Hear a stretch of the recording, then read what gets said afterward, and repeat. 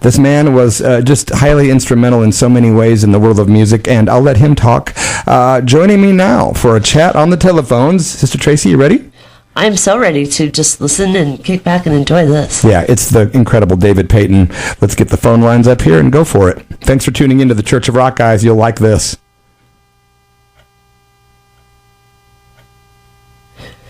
David, how are you? I'm very well, thank you very much. How are you? It's great. Pleasure to have you on the line. Hope the connection gets a little better, but I can hear you okay. Yeah, I hear you okay. Awesome. I hear you're getting a bit of snow over in Edinburgh. We are. It's the first this year, and the temperature has plummeted. It's 2 centigrade. I don't know what that means to you, but it's pretty cold. Oh, but yeah, someone's cold. You know, David, a little birdie told me that you started out in the music business because of the running of the bulls in Spain. Is this true? Well, that's the link, I suppose, because I was on holiday with my family, and they were running the bulls through the street, and I decided to go out on my own. I was 11 years old at the time, and as the bulls approached, I just jumped into a doorway, and eventually I was sitting on a windowsill, and the bulls ran past, and behind me I could hear this Spanish guitar playing, and looked round, and there was a guy, probably my age, 11 years old or so, playing this beautiful Spanish guitar, and I was mesmerized. I must have sat there for 10 or 15 minutes just watching him, and the realization came into my head that this is what I want to do. You know, there wasn't anything else at school that I was really interested in. I just suddenly thought, this is my vocation. Yeah, and you know, to see somebody of your own age, it's almost like it was an omen, a good omen, or some kind of sign telling you what to do for your path, you know? I think so, and I've felt that throughout my life. You know, certain things take you to certain places, and that certainly was the start of it. Yeah, you seem to have escaped certain miseries that a lot of certain rockers have had throughout their careers. And following your career and being a lifelong fan of, you know, all the stuff you've done, it's amazing. You seem like a very happy individual. Would that be correct? Yeah, well, you know, for me, it's just a great privilege to have this kind of lifestyle, and it all comes from music. As I say, you know, there was nothing else in school that I was interested in, and it took me to 11 years old. Oh, that's pretty young, yeah, but that's when I discovered that it was going to be music for me. But I didn't realize I was going to reach the heights that I eventually reached, and every step along the way was just a joy. So, you know, it's been a joyful career. I've had I don't look back and regret in any major way. There are a couple of places where I thought, oh, I should have taken that path there, but then my life would be totally different now. I'm really happy that I did what I did. Yeah, me too, and so many others have gotten so much joy from your music. So I take it you have never had the need to see a psychologist. No, there has been a couple of hiccups along the way, but it never went that far. Good, I was just joking, but you just seem like a well-rounded individual, and you're such an inspiration. And, you know, just looking at your picture, it brings me joy. Listening to your music brings me joy. And I just want to say thank you for making the time to be on my show today. Oh, thank you, Derek. It's a pleasure to be here. I know that the first band that you were in back in the 60s was the Beachcombers, correct? Correct. And you guys later morphed into a band called the Boots? Yes. We traveled to London. Actually, there was a club called the Marquee Club in London. It was quite a big club, you know, and a lot of big bands got their grounding in the Marquee Club in London. And we travelled down there because CBS were doing auditions looking for talent. we heard about it. So we travelled from Edinburgh down to London in the back of an old van, and we got there, but we were maybe 10 minutes late, but they realised we'd come a long way, so they let us audition, and we passed the audition. And not only did we get the deal with CBS Records, we also got a residency at the Marquee Club every second Sunday, which was a real big deal for an Edinburgh band. And we released a couple of songs, but we had to change our name from the Beachcombers to Boots, because the Beachcombers name was already registered to another band. So that's why we became Boots. Interesting story. I had never heard the entire story. Awesome. That was about 1968, correct? Correct, yeah. What were the crowds like back then when you guys were playing in that residency? What was it like? Was it crazy? Was it a lot of fun? Were there a lot of people? Yes, yeah. There was a lot of clubs, and at that time I don't remember there being any alcohol served. There was cafes in the club, a cafe for coffee and for Coke and Coca-Cola, and but there didn't seem to be any alcohol. But of course, it was maybe a younger age group, maybe 16-year-olds that were coming along to the clubs, and gigs were plentiful. We would gig maybe 5 nights a week. Wow. Yeah, we could do that quite easily, and there was always a good crowd there to see us. And the Beachcombers were one of Edinburgh's top bands. When I joined at the age of 16 or 17, I was the youngest guy in the band. And they were looking for fresh blood, I suppose, and I fitted the bill. So, for me, it was mind-blowing, because there was I standing on a stage, and I'd never been on a stage in my life. And there I could play the guitar, but that was my first time on stage. It was terrifying. Yeah, the first time is always terrifying, it seems like. Yeah, great fun. A good start to the apprenticeship. Yeah, how long were the Beachcombers a band before you joined? I think they'd been probably a couple of years. The guys whose place I took, he was probably 25 or so, and he wanted to get married and settle down. Can you believe it? Settle down at 25. Well, I'm 71 and I'm still not settled down. Good one. Yeah. You guys released your first single called "The Animal in Me," and I believe you split up after being in the band for a couple of years. Yeah, we split up. We, as I say, we moved to London, and that was a big deal as well for a teenager, moving to London and staying in where would be Earl's Court. It was a big deal, and it was the 60s. It was really happening in London. It was a real eye-opener for us to travel from Edinburgh and be confronted with this 60s revolution, firsthand in the middle of London. It was wonderful. You were probably running into all kinds of great rock stars at that point. We met a few in clubs. We played in a club called the Revolution Club, and the Beatles and the Stones used to frequent these places. We never actually saw them there, but we did play in that club.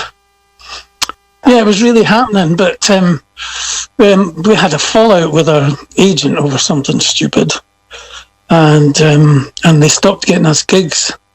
So we ended up having to sign on for regular work with an employment agency. I was lucky. I got a job with the BBC, delivering to various places like Elstree Studios and all these big places, and that was fantastic as well. And I also got another job with the South African Wine Association, where I was bottling wine. And all this was happening, while the Beachcombers were trying to get back on their feet, which never really happened. And eventually I wanted to come back. Well, we all wanted to come back to Edinburgh, so we did. But we didn't continue. as the Beachcombers, we just split. And then, how was it that you met the Bay City Rollers? Well, Tam Payton had heard that I was back in Edinburgh, and he admired the Beachcombers for what they were. In fact, they brought the Bay City Rollers along to listen to us, and I remember them standing at the front of the stage and Tam was telling them to, this is the kind of band that I want you to grow into. And so Tam heard I was back in Edinburgh, and he contacted me and said, I hear you're short of work. Do you want to work with the Bay City Rollers? And I said, no, Tam, no. He says, well, come and work with me in my business. And this at that time was Thomas Payton and Sons. Thomas Payton was his father, and they had a potato business delivering to grocers and chip shops, fish and chips and whatnot. So I took that on during the day, and Tam kind of talked me into going along to listen to the Rollers, and he said, you'll really like them, and they're really nice guys and all this stuff, and I hadn't found any work at all as a musician in the 3 months or so that I was back in Edinburgh. So I went along, listened to the Rollers, and I thought, yeah, they're pretty good. And when I met the guys, I really liked them as people. So I agreed to become their lead guitarist. And Tam promised me a Gibson Les Paul. Join the band, you'll get a Gibson Les Paul. I'll get you a Marshall Stack amplifier. You'll get paid, and on your nights off, we'll go to the cinema, or we'll go for a Chinese meal. So my whole weeks were just taken up with the Bay City Rollers. Now, did he keep his word about the Marshall Stack and the guitar? Oh, yes, I got that. Yes, I did. I got a Gibson Gold Top, which is a beautiful guitar. Yeah. I was a happy boy. And you guys, were you playing as many shows with the Rollers as, say, you were the Beachcombers in London? Oh, yes, even more. The Rollers were really starting to grow in popularity, not only in Edinburgh, but throughout Scotland. So they were in the same position as the Beachcombers. They were playing 5 nights a week when there'd be 2 days off, 2 nights off. What outfits were you guys dressed? How were you guys dressing at that point in the Rollers? Well, when they came to see the Beachcombers were dressed on that particular occasion. We were dressed in light blue suits and ties, very smart. And the Rollers did a similar thing. We bought white suits and bow ties. But that was a thing in the 60s, that was the way to be, to dress smart. Even the Beatles all wore similar suits. They all dressed the same. So that's the way it was with the Bay City Rollers at that time. There was no tartan. Now, were the girls already following you guys around from gig to gig at that point? Oh yeah, they were getting and they were bussing from gig to gig. We would play maybe as far away as 100 miles away from Edinburgh, and a lot of these fans would somehow appear at these gigs as well. So it was, yeah, everywhere we played, it was the girls just went crazy, and the boys got mad. Well, that's what I was going to say. There had to have been at least a small percentage of guys that liked you. I mean, I like the Bay City Rollers, and I'm a guy. Well, there was a lot of jealousy then, and a lot of testosterone and jealousy at this band, who all the girls suddenly just left the guys and came to the front of the stage, and they were only interested in the band. So it led to a little bit of hostility sometimes from the guys. Yeah, it's not like you guys were hard on the eyes, and the guys had to have known that. Like, these guys are pretty good looking. My girl's looking at them. This sucks. Exactly. That was it. Yeah. Did you have any idea that the band would eventually get as big as they did? Did you think that they would eventually get big, or did you just live in the moment? I lived in the moment. I didn't actually see it. I didn't believe it. They used to sit in on the way to gigs, we would talk about things, and I remember Derek saying, well, when I'm famous, I'm going to buy a horse, and I'm going to have a ranch, and I'm going to, all this stuff. And I thought, what a lot of nonsense, I just thought, no, it's never going to happen. And so that's the way they were fanatical on the band, and I didn't actually share that fanaticism. My taste in music was listening to Genesis or Yes or King Crimson, and to play in a band like the Rollers, we were just playing covers of what was in the top 20 at that time. Yeah. That was a walk in the park for me. I wanted to get to be more adventurous, to push myself a bit harder. And you certainly did. Yeah. So you were in the Rollers, 1969 to 70? Is that about right, or 71? Yeah, probably 2 years, because we travelled to France with the group van. We went to a hypermarket and bought a lot of food and a Primus stove, and just loaded up the van and travelled to France. We did intend to go to Spain, but we didn't get that far. The van wasn't having it. The van was overheating, so we had to make our way back. But I do remember that the next year we did the same thing, and this time we got all the way to Spain. And I remember we got some horses, and we rode the horses along the sand and the beach, and that was a nice memory. There was lots of nice memories with the Rollers. It was like a boys' club. It was just a lot of fun. Yeah, the music certainly is great. How long was it before you noticed that Tom Payton was a little weird? I didn't really notice. I didn't.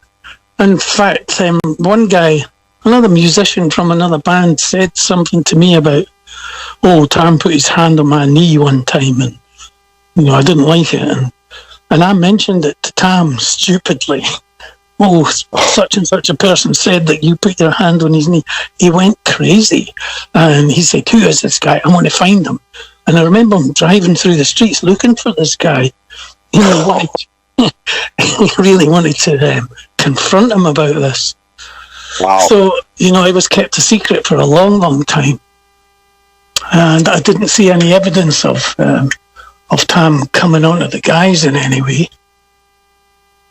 But then all of a sudden, you were told not to have girlfriends, and he starts following you around and driving you crazy, right? With girls.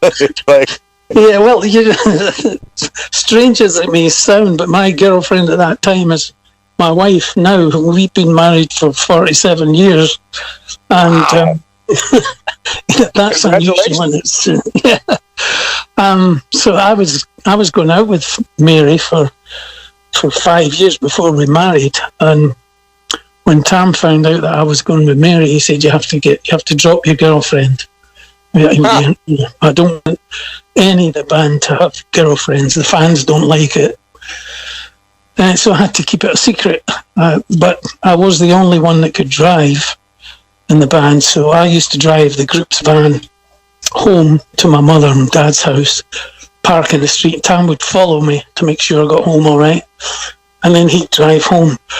But unknown to him, as soon as he was out of sight, I jumped back in the van and drove down to Mary's house, and she jumped in the van, and we would be together for an hour or so. But he did catch me one time, and I was severely reprimanded for having a girlfriend. But that didn't stop me. Nope, that was probably getting close to the beginning of the end, I guess. There was other things, when he introduced the guitar, he said, here's your rhythm guitar player. And the guy couldn't play. And that was a big no-no for me. You don't join a band if you can't play. But yeah. Tom didn't see that. He just saw this really good-looking guy. Didn't matter if he could play or not. Wow, that's a very strange scenario for you guys to have to deal with. Well, it was for me. I don't think it upset the other guys so much. They were just focused on being famous. And whereas I just wanted success. I wasn't necessarily fame I was after. I wanted to be a successful, respected, credible musician. And I just couldn't see that happening as a Bay City roller. And maybe one that would get paid as well. Yeah. Not to be mean, that's a horrible thing that happened to those guys, but you just escaped from a real big trap is what you did. Even though the band made superb music that people still love today, you sure spared yourself a lot of misery. I did, you're right. You did.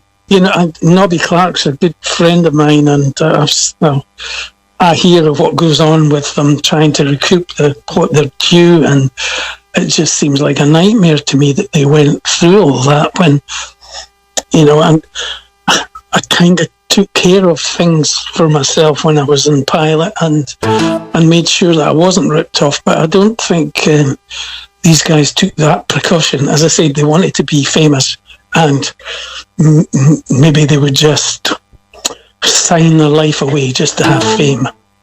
Seems to be something like that. Little bittersweet for them, but God bless them and for the music they made. Yeah, good music. I met Les McEwen. I didn't know Les McEwen. I didn't know Woody, and I didn't know Eric. I'd never met them before, but I was in Australia maybe 8 years ago doing a show, and Les was on the same bill, and I got to meet Les and talk to him. We didn't discuss the rollers that much, but we did get on. We got on well. We're both musicians. We'd been through similar things in our lives, and we could talk nicely together. And I found Les all right. And also Woody, he lives just up the road from me, and I see him from time to time. First time I saw him, he was putting some gym equipment into the back of his Land Rover, and I was on my bike. God, we sound like a fitness fanatics. Maybe that's just the way you get when you get to this age.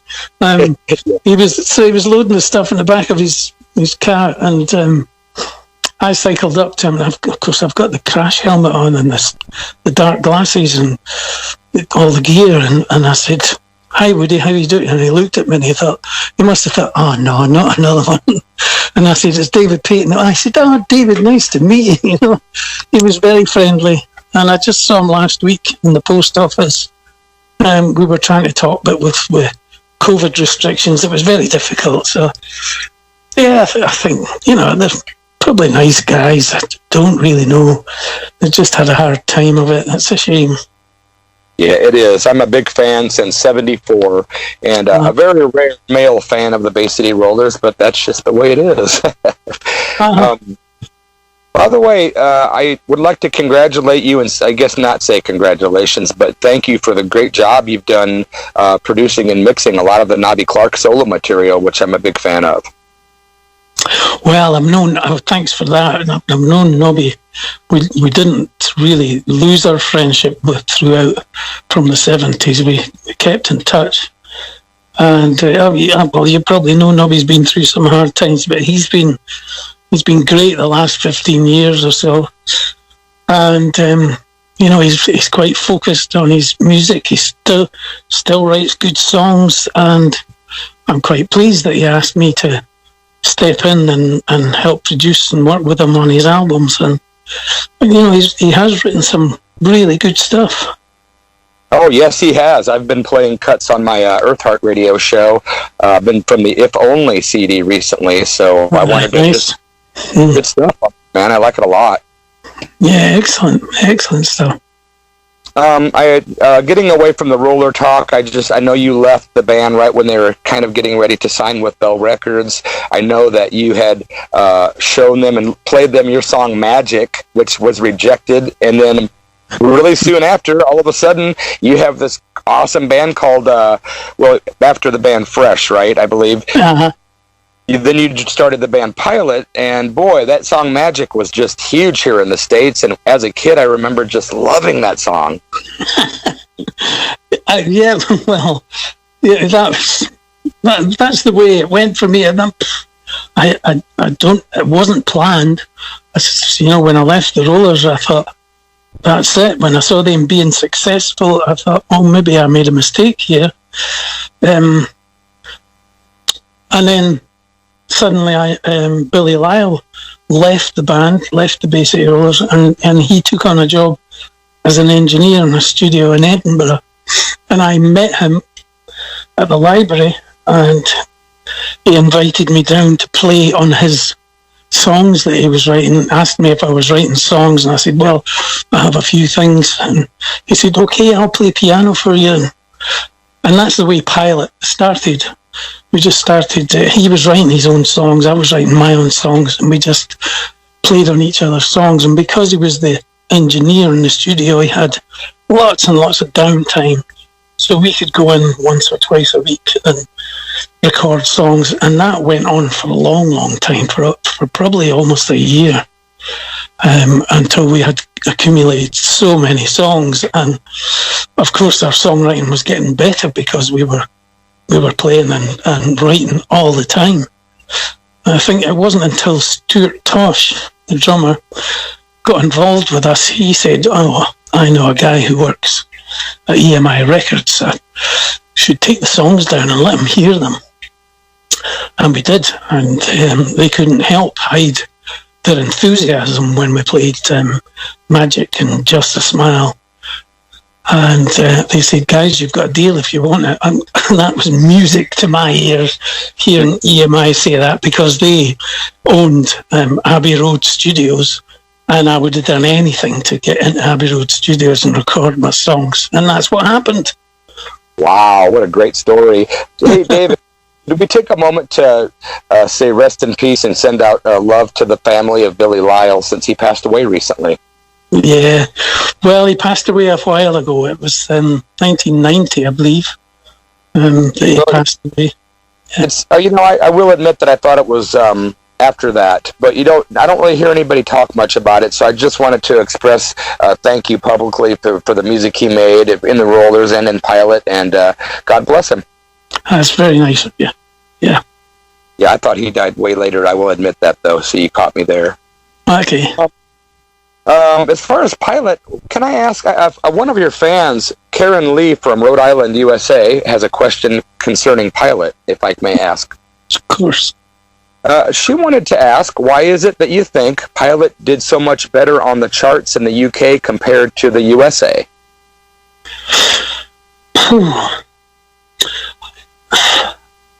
Well, we were signed to EMI UK record company. It's down to them to promote the band, and I think we did get a lot of promotion here in the UK. We had 3 hits in the UK. We only had the one in America. Plus, we didn't capitalize on our success in America with Magic. We should have gone out there. We should have, done some gigs and done some television and let people hear the other songs in our catalogue. But I did say I've got no regrets, but we did have the wrong management on board for us, who were just empire building and not really taking care of business in the way that they should have done.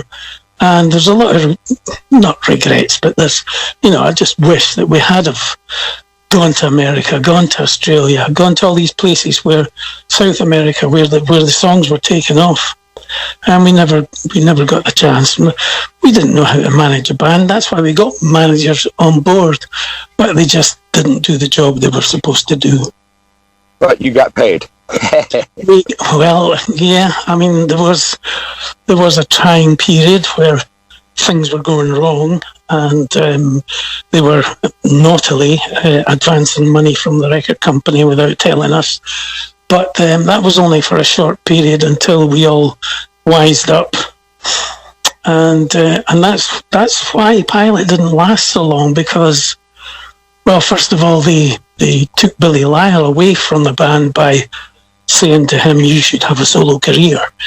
And they didn't realise that Billy and I had this bounce from each other in the way of, he wrote a song and I would listen to it and think, "Oh, I have to write a better song than that."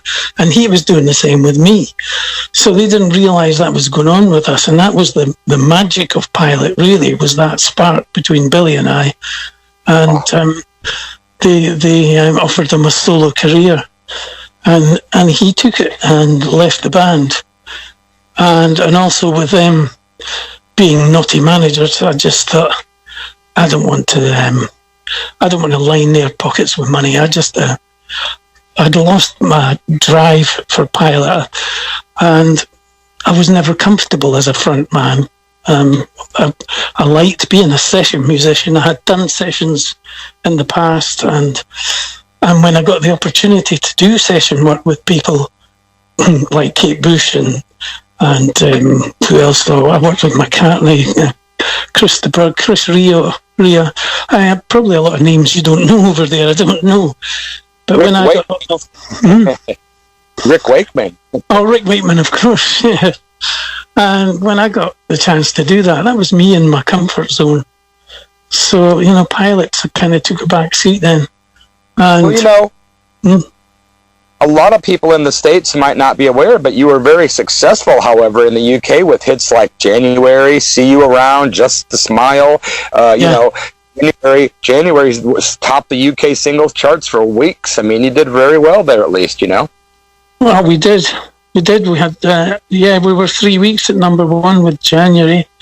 In Australia, it was 11 weeks at number one, but we didn't even go there. Wow. Legends, and you didn't even get to go there. We didn't get to go. Well, you'd spent 10 years working with the Alan Parsons Project, or give or take, with some great music, of course, playing bass with those guys. A very successful session musician with, Kate Bush, Rick Wakeman, Lady Hawk Movie. I wanted to ask you about, of course, your involvement with McCartney and Elton John, but what about when you contributed to the Death Wish 2 soundtrack, in which Jimmy Page also contributed? I know. That was a great session then to come along. I don't know how Jimmy got hold of my name, but I got a call from him while I was in Edinburgh. He said, "I'm doing a soundtrack for the Death Wish movie." And of course, I'd heard of Death Wish because the original had already been out and been successful with Charles Bronson. And I thought, "Oh, great! I'm working with Jimmy Page. Fantastic!" So I came down to London and did the session for him. It must have been over 3 or 4 days that we were in his studio recording. A lot of fun, and he was very focused on what he was doing. It was a pleasure to work with him. There was nothing pretentious about him. If an idea came into his head, he would just say it, or say, "Oh, give me my guitar," and they would just play, and you would just sit there with your jaw down and think, "This is Jimmy Page playing in front of me." Well, great thrill. I still. There's a lot of people I admire, and it's a great thrill to work with them. But Jimmy Page just came out of the blue. I didn't expect that one at all. Yeah, I'm a big Led Zeppelin fan, and I recall going to the drive-in movies to see Death Wish 2 just so I could enjoy that soundtrack. It was a good soundtrack. It was a lot of fun putting it together as well. I remember he liked the sound of my fretless bass, and he liked me to just run my finger up and down the string, so it went woo, and you hear that a lot in the movie. And also there was he had this idea, he said, "Take a penny out of your pocket and just run it down the strings." And you hear that as well in the movie, and it's a really creepy sound, with a lot of echo on it. Just running a penny down the strings. I did not know that. That is so interesting. Yeah. Oh, cool. I'll have to rent that and listen for the soundtrack more closely this time. Not under the influences of certain substances this time. Yeah, well, he was a fun guy to work with, and he did an interview in one of these big magazines, not 10 years ago or so, and he mentioned my name, and he said, I worked with a bass player called David Payton on that album, and he was just fantastic, you know. And I thought, there's a good compliment from Jimmy Page. That is so great, man. You deserve it, of course. There's so much to talk about, and we could go on because you're one of the musicians that I really had to do a lot of homework. You've done so much work. Usually I do this in my sleep. I'm like, David Payton's making me write like 4 pages of notes. But your work with David Gilmour in 1990 is commendable. All your work with Elton John and Sir Paul McCartney, your vast back catalog of studio wizardry is just amazing. Have you ever run into my good friend Pat McGlynn, another former roller? I'm sure I met him. Well, I knew. Has Pat McGlynn passed now? Oh, no. He's actually writing new material. He's still with his wife, Janine Andrews. And he's actually heard your recent album and said he really liked it and thought it was very good. All right. And is he in the States or is he here in the UK? He is actually in Edinburgh. Oh, is he? All right. No, I think I bumped into him once with Nobby, and Nobby said to me, "This is Pat, this is David Payton," and that was it. It didn't go any further than that. I think we were both rushing to go somewhere, so it was just a quick introduction. Yeah, just thought I'd ask. I do talk to him quite a bit. He's such a good guy. But there was an ex-roller that passed recently, isn't there? Well, Alan, of course, and Ian Mitchell. Ian Mitchell, that's the one I'm thinking of. I never met Ian Mitchell, but his wife was on Facebook and messaged me a couple of times. Yeah, I actually talked to, I texted back with her on Facebook today. Her name is Wendy, and yes, that's right, yeah. I want to send some condolences out to Wendy. She's actually grieving, of course, and I feel heart goes out to her, and I know where she's at in her life right now, and I just send lots of love and God light to her, and God bless Ian Mitchell, and may he rest in peace. Yeah, I go with that. I believe now Wendy was a good friend of Nobby, and Nobby went out to the States to do a concert and hooked up with him when he was out there. Well, that's right. Was it one of the conventions too? He might have done it in Vegas, perhaps? Yeah, that's it, a convention, yeah. Yeah. Well, you know what? I don't want to be disrespectful and skip the rest of your awesome career, but you've got a new album out that I'd like to focus on, if that's okay now. Absolutely. It is fantastic, and I'm not just blowing smoke. I've been listening to this thing at least 8 times. It's called David Payton 2020. Really amazing. The artwork is super catchy on it. A really pretty color blue. You open it up, it just catches the eye. And then you get to the music. 14 songs of just really great musicianship and writing. Very versatile, from Spanish soul, which is unlike the other songs. But my favorite is track 2, Face to Face. Okay, yeah, it's one of the last songs I wrote for that album. And my wife and I were actually talking about how we met. And we met in a club on the staircase, in fact, on the staircase going up to the cafe where they sell Coca-Cola and coffee. And someone bumped into her and she kind of stumbled, and I caught her. That was the moment. That was one of these moments, you know. And we were talking about how that came about, and then we ended up going down to the dance floor and dancing, and then I walked her home. And then I said, it's very different now, you know. A lot of people seem to meet on the internet, on social media. They get together, and there's a lot more freedom and private things that go on with Messenger and whatnot. So, you know, my imagination just went crazy when I started writing that song, and the words just seemed to come really quickly. I think that song was written in 5 or 10 minutes. All the words just came. And the good ones always easy, it seems like. It seems that way. I just bought a new guitar processor as well, so I just went to town with the guitar sounds that I was creating, and the song just seemed to write itself. It happens that way sometimes. For me, it's like a door opening up above me, and if the door opens in my head, I can communicate with it. I can get contact with it, if you know what I mean. You know, it's a spiritual thing for me.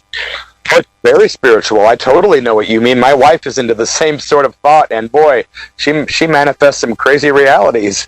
Well, there you go. Yeah, I always feel that about songwriting. I feel like, you know, I'm just the gateway. I'm the way through, and sometimes I can connect with it. For a long time, I didn't.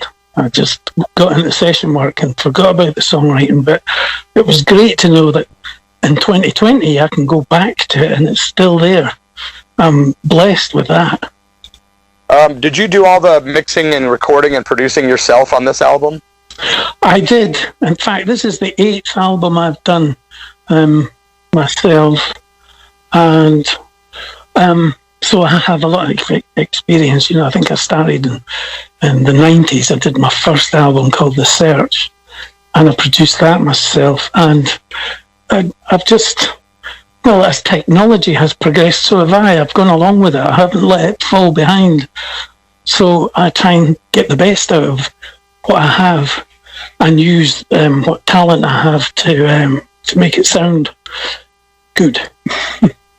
May I ask, what are other people saying are their favorite songs on the new album? What have you been hearing? I've been hearing Ver el Mundo Pasar is one of the favourites for relaxation.